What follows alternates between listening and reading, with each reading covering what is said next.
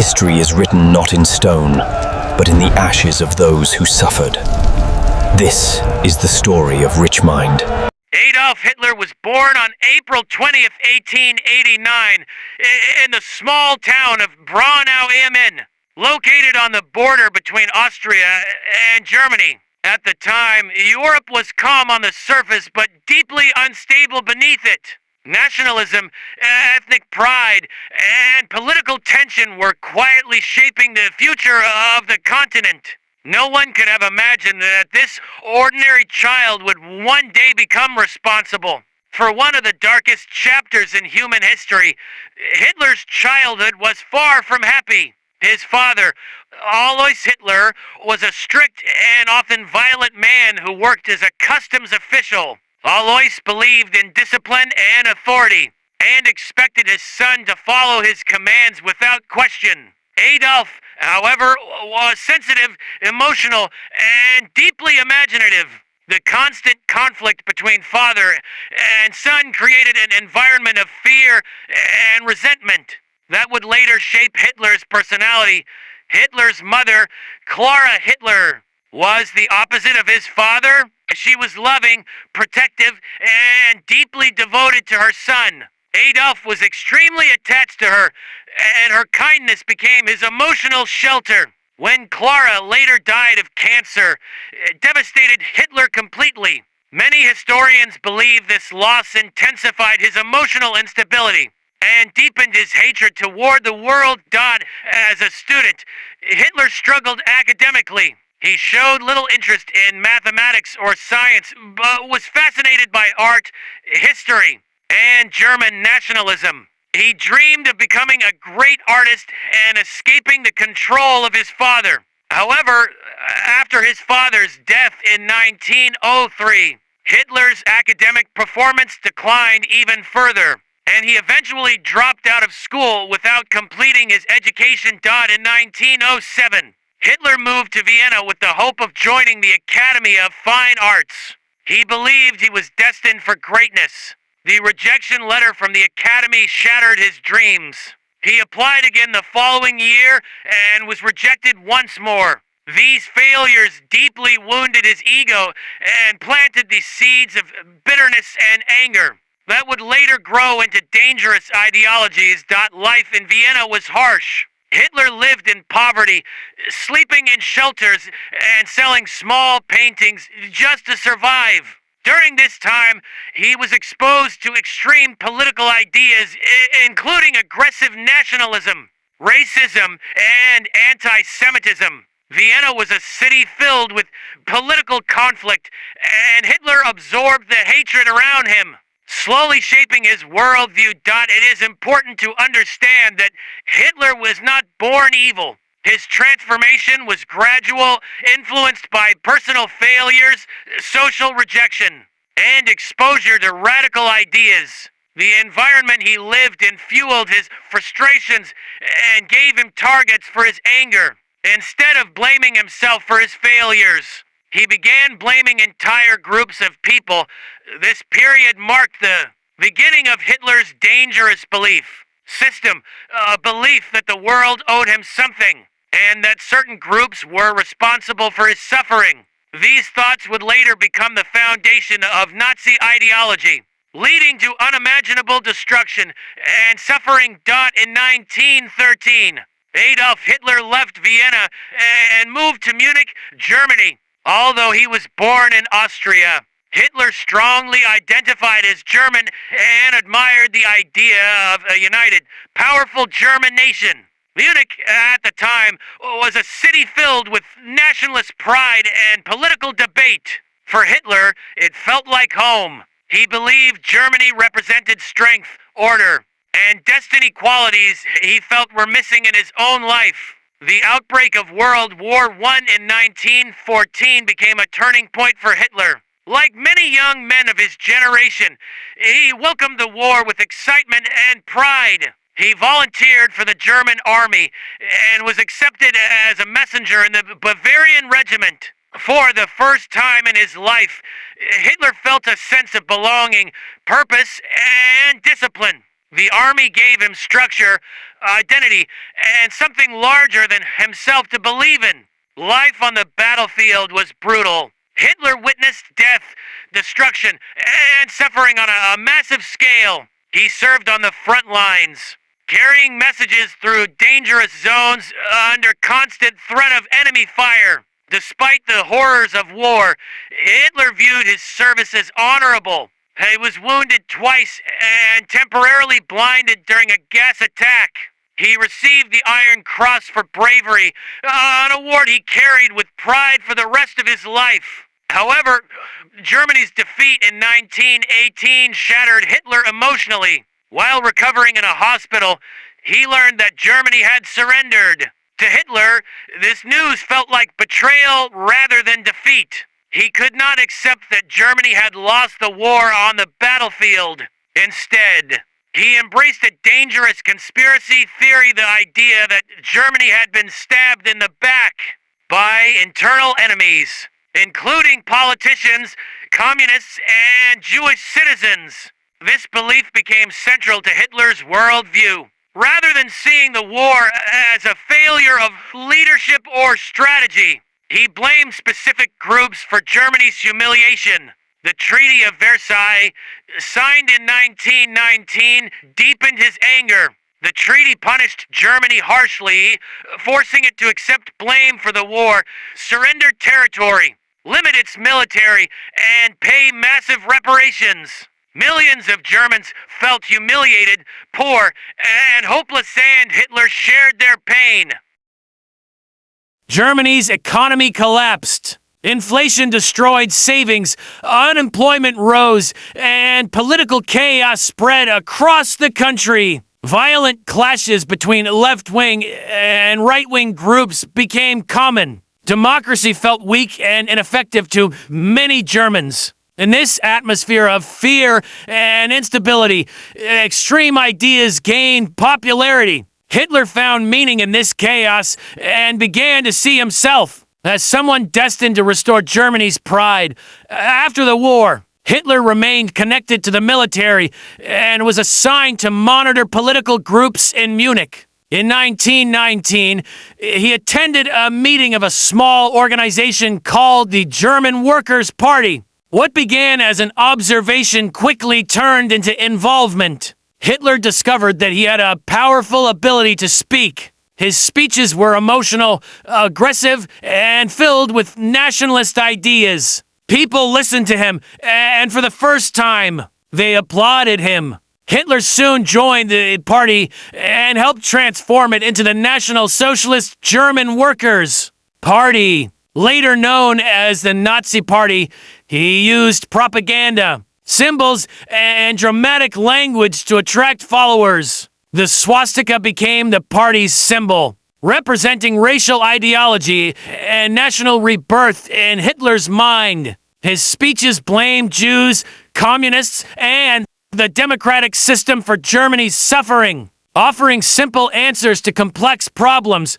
What made Hitler dangerous was not just his hatred, but his ability to communicate it effectively. He spoke to people's fears, frustrations, and wounded pride. He promised strength, unity, and revenge against those he claimed had betrayed Germany. Many people, desperate for hope and direction, began to believe him.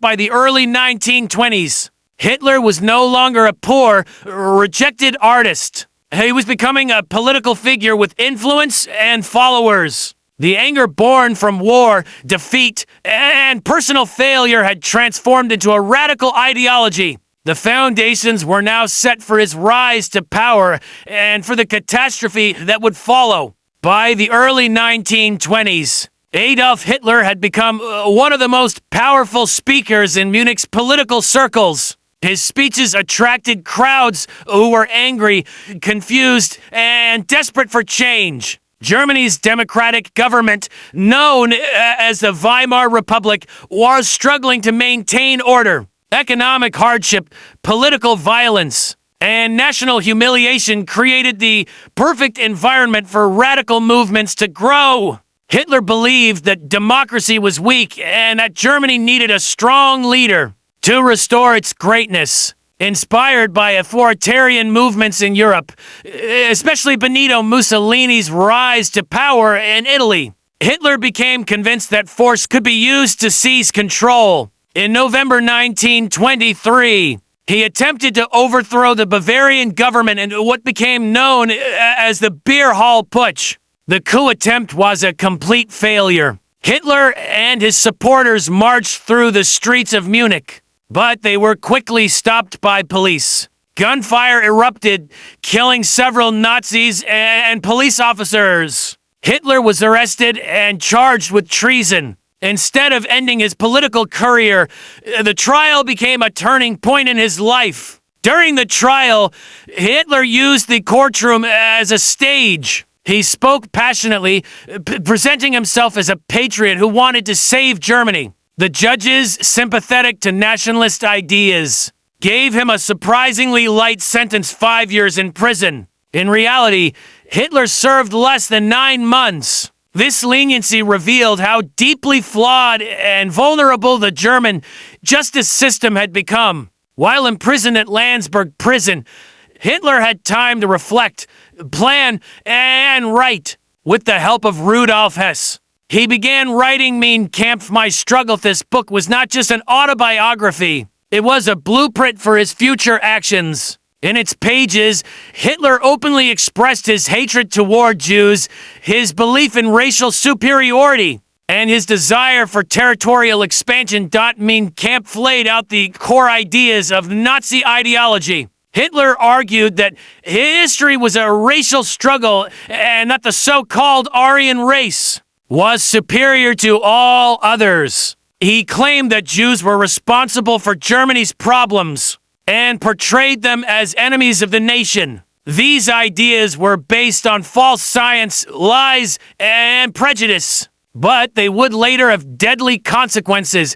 After his release from prison in 1924, Hitler realized that violent revolution would not work. Instead, he decided to pursue power legally by using elections, propaganda, and manipulation. This decision marked a strategic shift that made him far more dangerous. He focused on rebuilding the Nazi Party into a disciplined, nationwide organization. Hitler understood the power of image and symbolism. Uniforms, flags, mass rallies, and carefully staged speeches created a sense of unity and strength. Joseph Goebbels, a master of propaganda, helped craft Hitler's public image as Germany's savior. Radio, posters, newspapers, and rallies were used to spread Nazi messages to every corner of the country.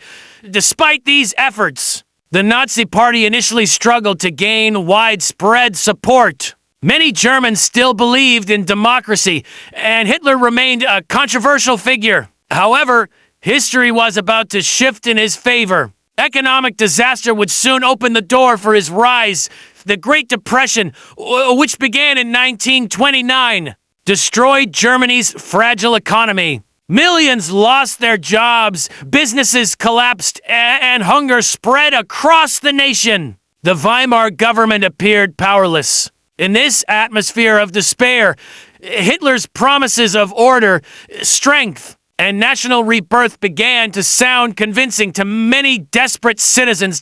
By the end of the 1920s, Adolf Hitler had transformed himself from a failed coup leader into a calculated political strategist. His ideology was firmly established, his party was growing, and Germany was heading toward one of the most dangerous turning points in its history. By 1932, Germany was in deep crisis. The Great Depression had pushed millions into poverty, and faith in democracy was rapidly fading. Adolf Hitler and the Nazi Party took advantage of this despair. Through powerful speeches, mass rallies, and relentless propaganda, Hitler presented himself as the only man capable of saving Germany from chaos. In national elections, the Nazi Party became the largest political force in the country, though it still lacked an outright majority. On January 30th, 1933, Adolf Hitler was appointed Chancellor of Germany. Many conservative politicians believed they could control him and use his popularity for their own benefit. They made a fatal mistake. Hitler did not intend to share power. He intended to eliminate all opposition. Just weeks after Hitler became chancellor, a mysterious fire broke out in the German parliament building, known as the Reichstag. The Nazis blamed communists for the fire and used it as an excuse to declare a state of emergency. Civil liberties were suspended, freedom of speech was crushed, and political opponents were arrested without trial. Fear spread rapidly across the nation. In March 1933, Hitler pushed through the Enabling Act, a law that gave him the power to make laws without parliamentary approval. This marked the end of democracy in Germany. From this moment on, Hitler ruled as a dictator. Political parties were banned, trade unions were dissolved, and opponents were imprisoned or killed. Germany had become a one-party state under Nazi control. The Nazi regime used terror to maintain power. The Gestapo, the secret police, hunted down anyone suspected of disloyalty. Concentration camps were established to imprison political enemies, including communists, social democrats, journalists, and intellectuals. These camps were places of brutality, humiliation, and fear, signaling what was yet to come. At the same time, Hitler carefully shaped public opinion. Propaganda filled every aspect of daily life. Children were taught Nazi ideology in schools. The Hitler Youth trained young boys to become obedient soldiers, while girls were taught to serve the state as mothers. Art, music, books, and media were strictly controlled. Anything considered un-German was banned or destroyed. One of the most chilling aspects of Hitler's rule was how openly hatred became government policy. Jewish citizens were gradually stripped of their rights. In 1935, the Nuremberg laws removed Jews from German citizenship and banned marriages between Jews and non-Jews. These laws legalized discrimination and isolated Jewish communities from society. Many Germans supported Hitler during this time, not necessarily because they were evil, but because they were afraid, manipulated, or benefiting from economic recovery. Massive public works projects, including the Autobahn, reduced unemployment. Germany appeared to be rising again, and Hitler took full credit for this recovery. Behind the image of national strength, however, a system of violence and dehumanization was growing. The Nazi state demanded absolute loyalty. Those who questioned it disappeared. Those who resisted paid with their lives. Germany was being transformed into a machine built for war and domination. By the late 1930s, Adolf Hitler held absolute power over Germany. There were no limits on his authority, no opposition voices, and no moral restraints. The world was watching, but few fully understood the scale of destruction that was about to be unleashed. Adolf Hitler was born on April 20th, 1889, in Braunau, am, a small Austrian town. His father, Alois Hitler, was strict and often abusive, while his mother, Clara, was nurturing and deeply devoted. Hitler grew up in a tense household, oscillating between fear of his father and attachment to his mother. This early experience shaped his personality, fostering both insecurity and a desire for control. As a child, Hitler struggled in school, showing little interest in formal academics, but a strong fascination with art, history, and German nationalism. He dreamed of becoming a painter, seeking escape from his father's harsh discipline. After Alois's death, Hitler's life became more unstable. His artistic ambitions led him to Vienna, where he was twice rejected by the Academy of Fine Arts. This failure devastated him and marked the beginning of deep personal resentment. During his years in Vienna, Hitler lived in poverty, selling small paintings to survive. He was exposed to radical nationalist and anti-Semitic ideologies circulating in the city. Vienna's complex political environment exposed him to both social hierarchy and ethnic prejudices, feeding a growing sense of bitterness. Historians suggest that this period was crucial in shaping his early worldview. Planting seeds of extreme nationalism and hatred, Hitler's worldview during these years was a mix of personal frustration, social influence, and ideological exposure. He perceived life as a struggle in which certain groups were obstacles to success. These ideas would later become the foundation of his dangerous political ideology. By the time he left Vienna in 1913 for Munich, he was a young man, disillusioned, bitter, and searching for purpose. World War I and the stab in the back myth in Munich. Hitler felt a strong identification with Germany. When World War I began in 1914, he volunteered for the German army, serving as a messenger in the Bavarian regiment. The army provided him with structure, identity, and a sense of belonging. He was wounded twice and decorated with the Iron Cross for bravery, experiences that bolstered his sense of purpose. Germany's defeat in 1918, however, left Hitler bitter and disillusioned.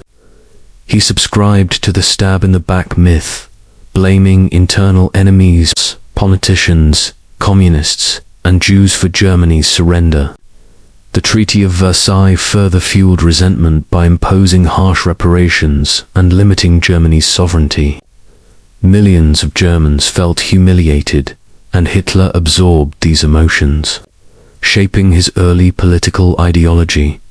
After the war, Hitler worked for the army monitoring political groups. In 1919, he joined the German Workers' Party, quickly rising as a charismatic speaker. His speeches combined nationalism, anger, and propaganda, attracting a growing following. Hitler's early political career emphasized blaming specific groups for societal problems while promising national revival. Laying the foundation for Nazi ideology, the 1920s were marked by Germany's political instability, economic collapse, and social unrest. Hitler's worldview evolved rapidly. He embraced authoritarianism, racial hierarchy, and anti-Semitism as central principles. The foundations of the Nazi Party were set, and Hitler's ability to manipulate public sentiment made him increasingly dangerous. Rise of the Nazi Party and ideology. By 1923, Hitler attempted to seize power in the Beer Hall Putsch, an unsuccessful coup in Munich. Arrested and tried for treason, he used the courtroom as a stage, presenting himself as a patriotic defender of Germany. Sentenced to 5 years, he served less than 9 months, during which he wrote Mein Kampf with Rudolf Hess's help. Mein Kampf outlined Hitler's ideology, racial struggle, anti-Semitism, territorial expansion, and the need for a strong leader. The book became the blueprint for Nazi policy and propaganda.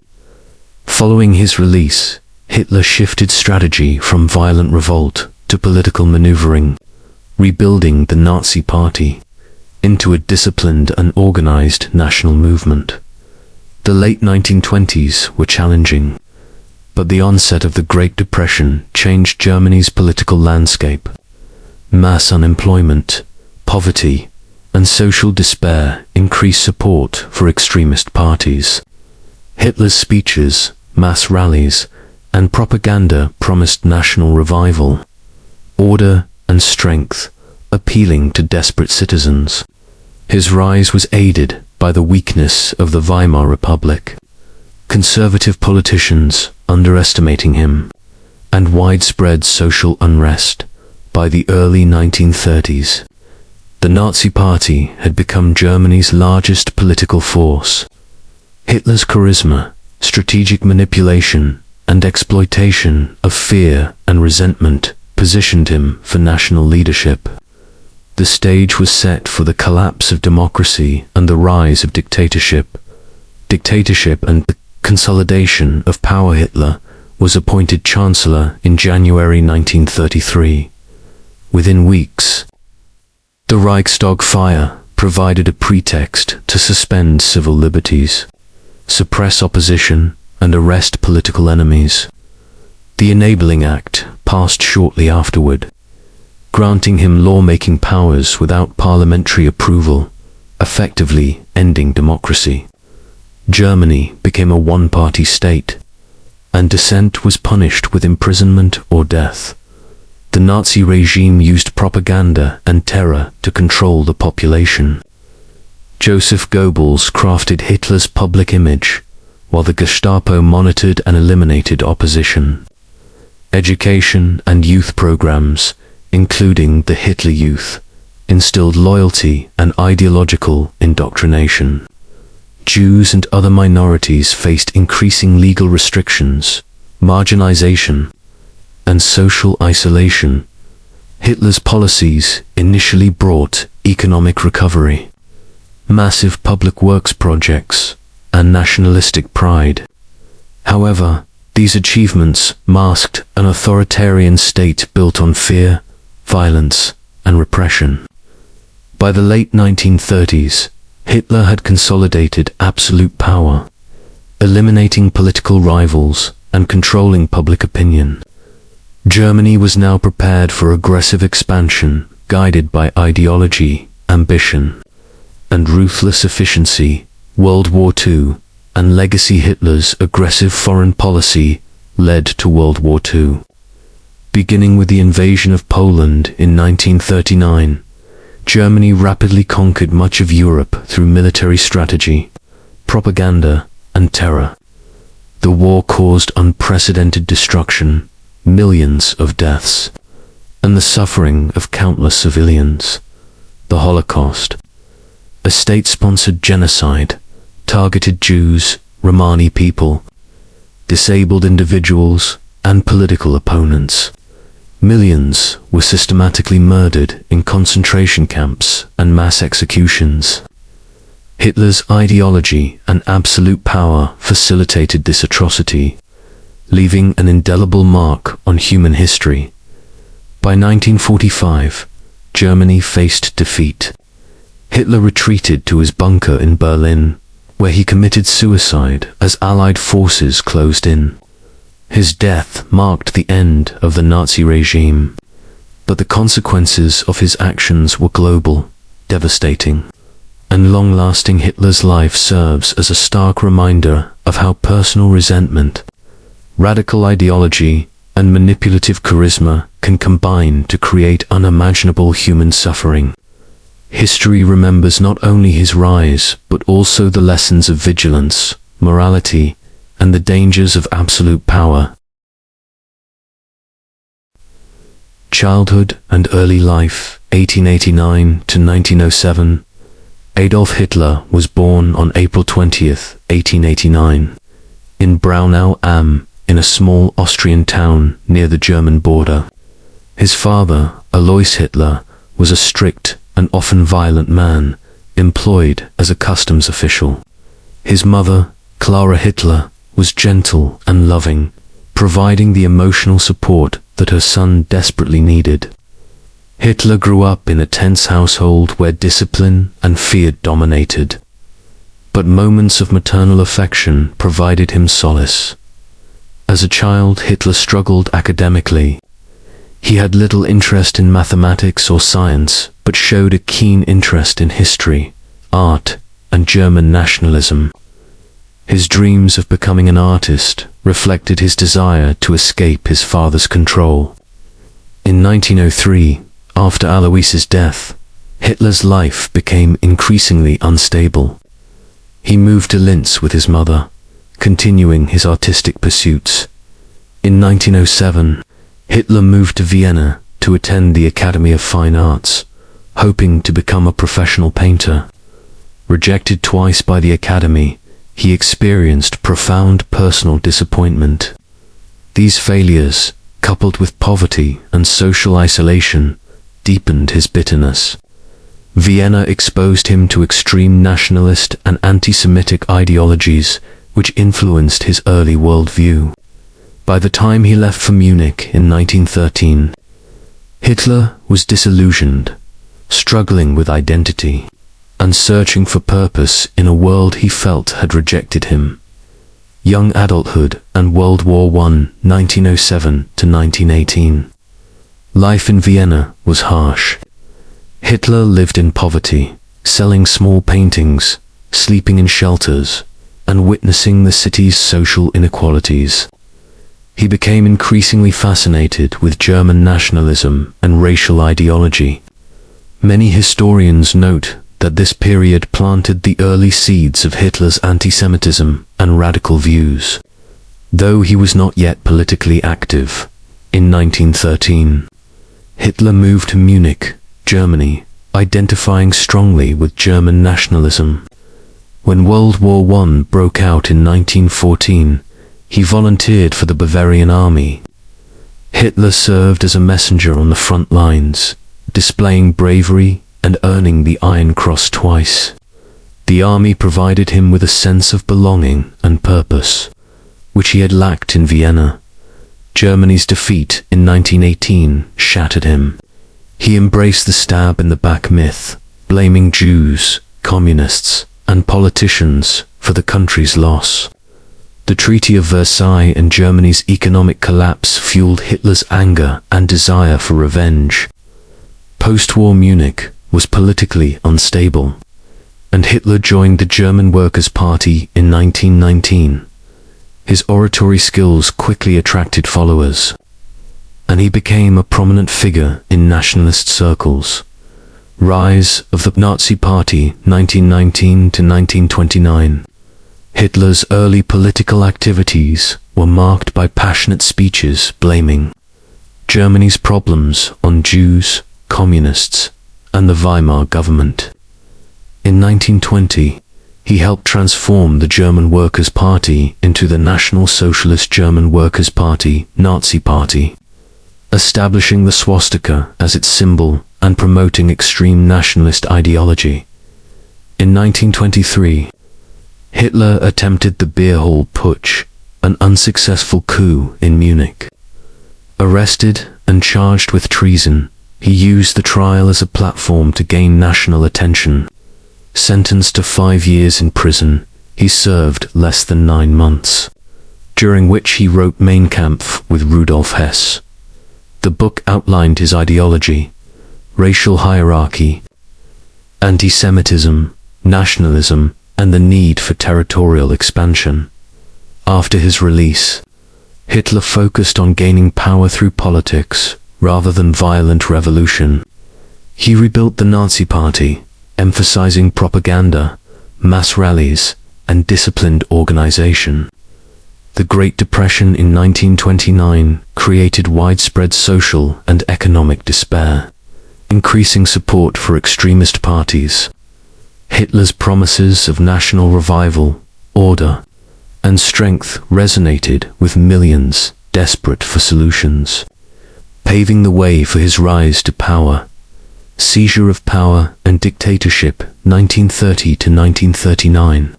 By the early 1930s, the Nazi Party became Germany's largest political force. Conservative politicians underestimated Hitler, appointing him Chancellor on January 30th, 1933. Within weeks, the Reichstag fire and the Enabling Act allowed him to consolidate absolute power, effectively ending democracy. Political opponents were arrested, civil liberties suspended, and dissent punished. The Nazi regime used propaganda and terror to maintain control. Joseph Goebbels managed Hitler's public image, while the Gestapo enforced loyalty through fear. Education and youth programs indoctrinated children, while Jews and other minorities faced increasing legal restrictions and social isolation. Public works projects and military expansion boosted the economy, creating the illusion of national revival. Germany became a one-party state, prepared for aggressive territorial expansion. World War II and the Holocaust, 1939 to 1945. Hitler's foreign policy aimed at expanding German territory and asserting dominance in Europe.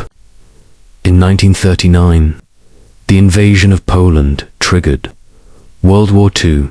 Germany's military initially conquered much of Europe using blitzkrieg tactics. However, Hitler's overconfidence led to strategic errors, especially in the invasion of the Soviet Union. The Holocaust, orchestrated by Hitler, resulted in the systematic genocide of 6 million Jews and millions of other victims, including Romani people, disabled individuals, and political dissidents. Concentration camps, mass shootings, and ghettos were part of this state-sponsored atrocity. Hitler's ideology of racial purity and totalitarian control directly enabled these crimes. By 1945, as Allied forces closed in, Hitler retreated to his Berlin bunker. Death and legacy. 1945 and aftermath in April 1945. With Berlin surrounded by Allied forces, Adolf Hitler committed suicide in his bunker. His death marked the end of the Nazi regime, but the consequences of his actions were global and catastrophic. Millions of lives were lost, Europe was devastated, and the moral and political fabric of humanity had been severely tested. Hitler's life remains a cautionary tale of how personal resentment, radical ideology, and manipulative charisma can lead to catastrophic consequences. His rise demonstrates the dangers of unchecked power, propaganda, and mass manipulation. The world continues to study his life, to remember the atrocities committed, and to ensure that history's darkest chapters are never repeated.